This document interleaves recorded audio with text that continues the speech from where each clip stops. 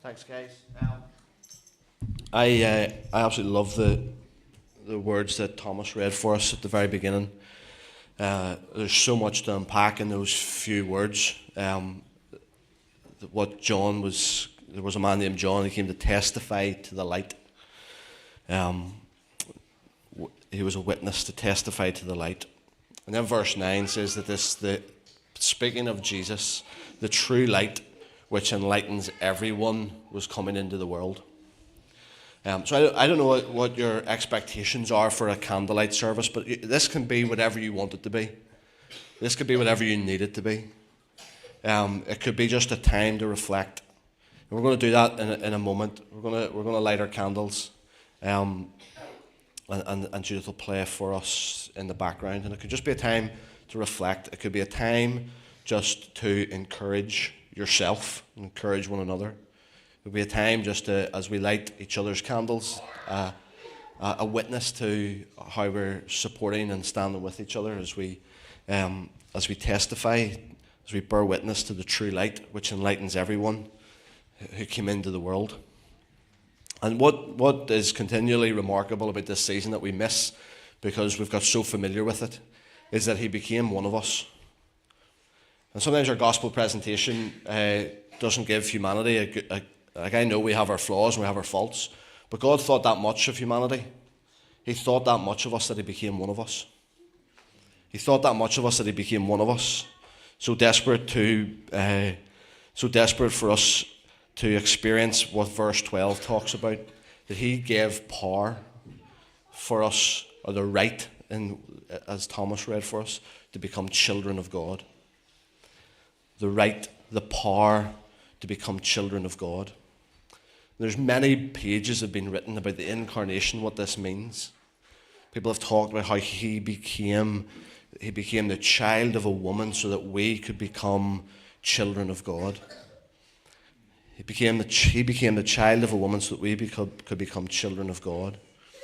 And as this continues to be played out through the life of the early church, Peter was able to say that his divine power has given us everything that we need. That's what Peter says in his second letter. His divine power has given us everything that we need. And then he goes on to say that we have become participants in the divine nature. So it was that in mind that Athanasius, he was this Eastern church father, and this is what he said: the Son of God became man so that we might become God. And I know in our Western modern ears that sounds absolutely ridiculous, but he was talking in reference to this idea of becoming children of God. He was talking in reference to this idea of becoming participants in the divine nature. And so he was rubbing up against our modern Western idea that the fullness of salvation is that we get to go to the good place at the end. The fullness of salvation is so much more than that. And Amelia's going to come and help me think this through a wee bit more for the last few minutes that we have. Just come on ahead, Amelia. 1 John chapter 3, verse 1 to 2. Amelia's going to read.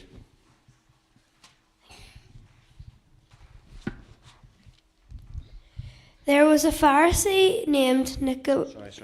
Oh, no, you're fine.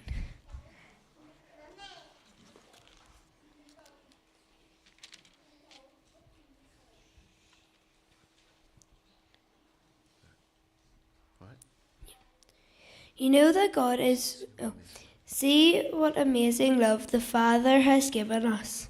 Because of it, we are called children of God, and that's what we really are. The world doesn't know us because it didn't know him. Dear friends, now we are children of God. He still hasn't let us know what we will be, but we know that when Christ appears, we will be like him.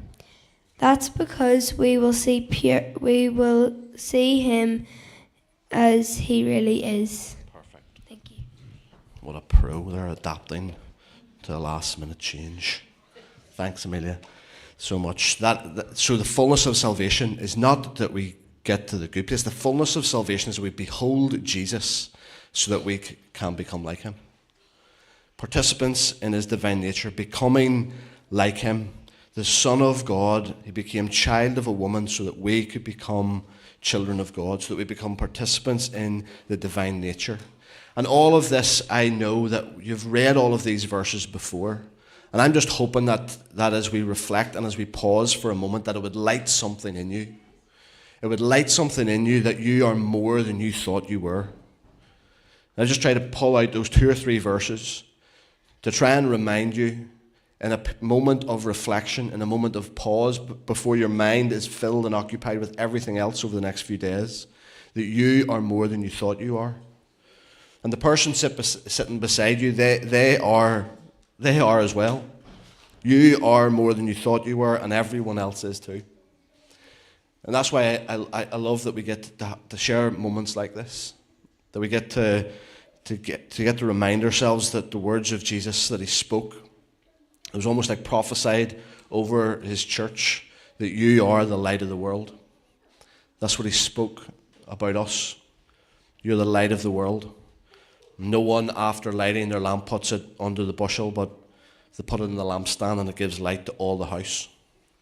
And so that's my prayer for us today and tomorrow, Boxing Day, New Year's Day, that as something is lit within us, that we testify, we bear witness to the light, and we give light to all that are in the house, literally and also figuratively. In the same way, let your light shine before others, so that they may see your good works and give glory to your Father in heaven. In some ways, I'm conscious that what I'm sharing, what I'm reading, even as I find myself reading these words, hearing Amelia and Thomas reading those words for us, it just seems too good to be true. It seems too good to be true, but it is. And so in this moment, I would love it that Jackie's going to help, and we're in terms of she's been promoted tonight, fire safety officer. So I'm appealing to your